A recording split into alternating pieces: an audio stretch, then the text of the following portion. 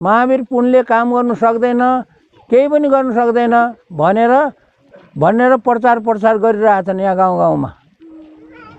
अघि महावीर पुन एक्लो हुन्छ रे, अनि महावीर पुनले काम गर्नु सक्दैन रे भन्ने प्रचार गरिरहेछन्।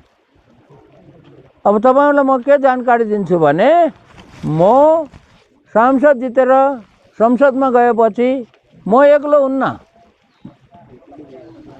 हुन्न, मैले चाहिँ के गर्छु भन्दाखेरि टिम बनाउँछु। कसको टिम बनाउँछु भन्दाखेरि इमानदार युवा सांसदहरूको टिम बनाउँछु। कुनै पनि पार्टीको हुनसक्छ, जसले मसँग मिलेर विकासको काम गर्न चाहन्छ, देशको विकासको काम गर्न चाहन्छ, जनताको भलाइको लागि काम गर्न चाहन्छ, त्यस्ता इमानदार सांसदहरू पनि छन् के पार्टीमा छन् इमानदार सांसदहरू, युवाहरू छन्, अहिले जितेर आउनेहरू छन्।